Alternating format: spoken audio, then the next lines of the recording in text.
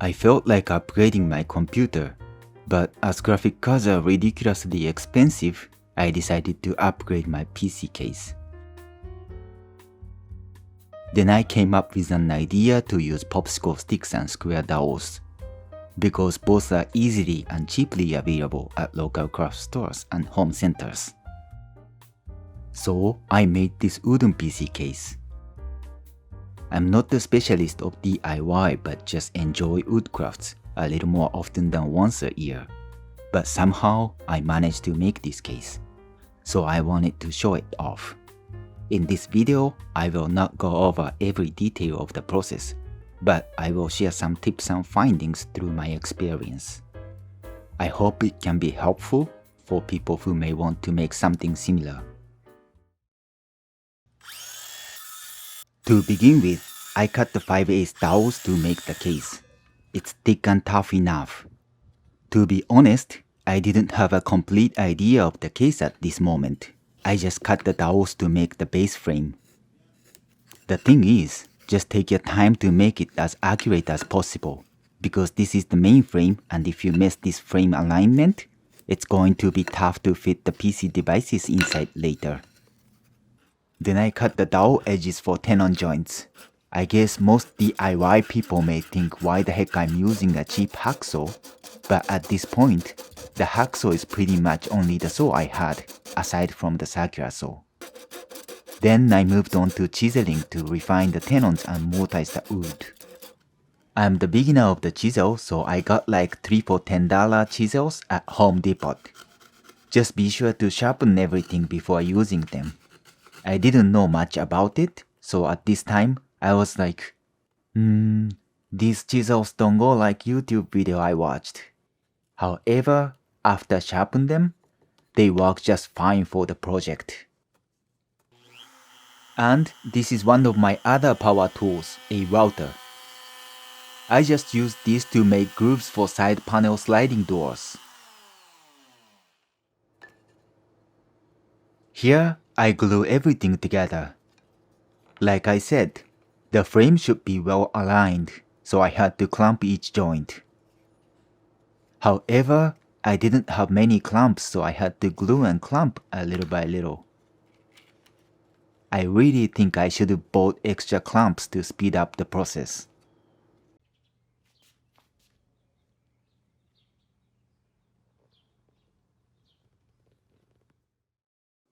Moving on to small cosmetic parts made by popsicle sticks. First is the part of what they call kumiko. Of course, I cut them with the hacksaw too, with a jig similar to what I found on YouTube.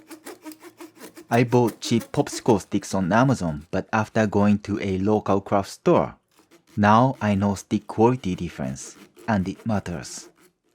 Anyways, I ended up modifying the jig later, but I somehow finished it. By the way, the sound is not from a bathroom, but my fish tank. Then I glue them together, but before gluing, I actually put the first coat of mineral oil, as I thought it's gonna be difficult to do it later. Oh, I forgot to mention, Michaels sells 2 feet 1/8 by 3/8 basswood, around $1.50. It would be much easier to make kumiko with them than popsicle sticks, while keeping it low cost. I bought some of them later at 70 cents on sale with a coupon. Here's what I got. I also sanded the surface of them to make them flat. Now I just need to trim them. But yeah, I thought it's too difficult to keep using the hacksaw for details, so I bought this fine saw at Hobby Lobby. And bye bye my hacksaw. This new saw made things so much easier. Then, moving on to a butcher block session. I basically glue a bunch of sticks together with clamps, though this process is so time consuming.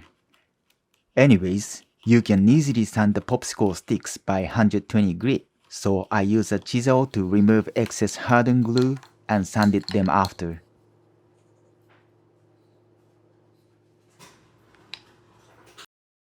The next is herringbone style sticks.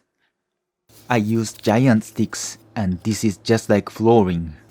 I was originally going to make kumiko or butcher blocks for the top of the computer, but I had no extra motivation for it.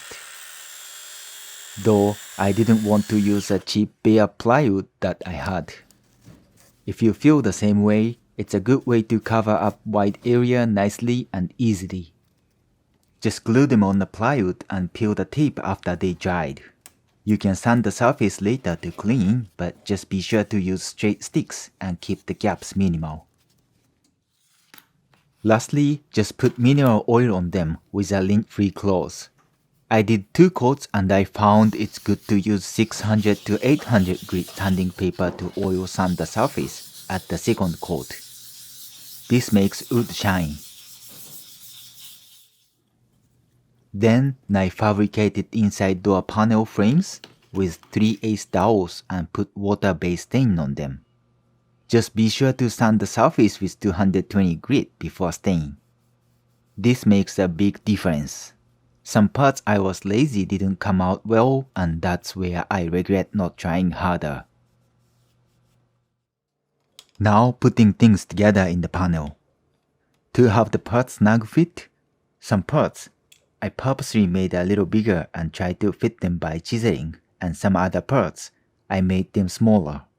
Then fitting a thin popsicle stick to fill the gap, like this. The next step is fabricating the plexiglass for the side panel. I actually used the transparent polycarbonate sheet instead of plexi, because plexiglass always gives me a mess by chipping the edge, especially when using a drill. This poly one, you can use a circular saw to cut, and even when you drill a hole close to the edge, it's hard to get chip and cracks. This allows me to use a countersink screw on the very edge like this. Cool, right? Now, time to make a wooden box into the PC case. For the motherboard, rather than measuring the size and drawing lines, it's more accurate to put a template on the wood to mark the holes, as common motherboard size templates are easily available on the internet. Then I put 10mm female standoffs where I marked. Anyway, I used the real cheap plywood to make Japanese antique feeling, so I was extra careful when cutting it out to avoid the chips on the edge. Then making a front I/O. I bought the power switch and USB things around $10 each on Amazon and put them in the basswood board. For those small things, the basswood was really easy to fabricate. I'm glad that I bought it just in case when I went to a craft store. The last process is the rear panel. You have to go accurately here, so I double checked if it aligns nicely with the board that I put the motherboard on before cutting it out. Yes, so accurate. Anyways, I fixed it, but here I want to say I tried to go as accurate as possible for everything, but on the internet, some websites say I/O panel size is 158.75mm, while some others say 159mm wide. And at first, I was like, which one should I follow? But don't waste your time figuring out that small difference. 0.25mm is so small, and you can easily sand off the small difference later, especially for cutting out part of this thin wood.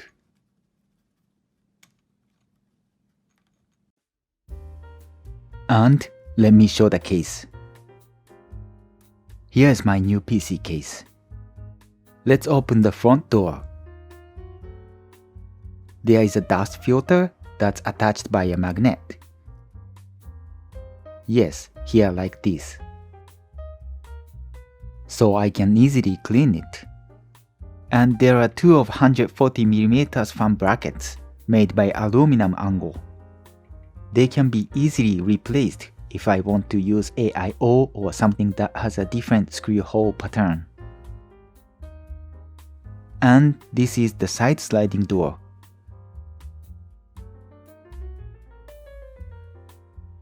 The groove isn't cut out all the way, so the door doesn't go to the other way. If you wonder how it looks inside the case, it looks like this. Of course, the other side is the same. I put hooks for cable management and an LED strip, which I don't think I'm gonna use.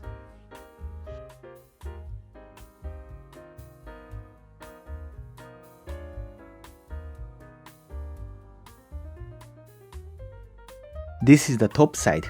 The dust filter is removable, and you can put the 120mm fan.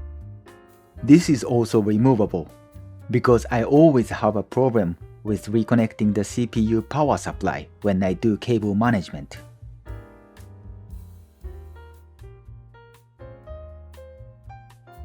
This is the rear panel. Of course, the filter for the case fan is removable, which is just attached by a magnet as well.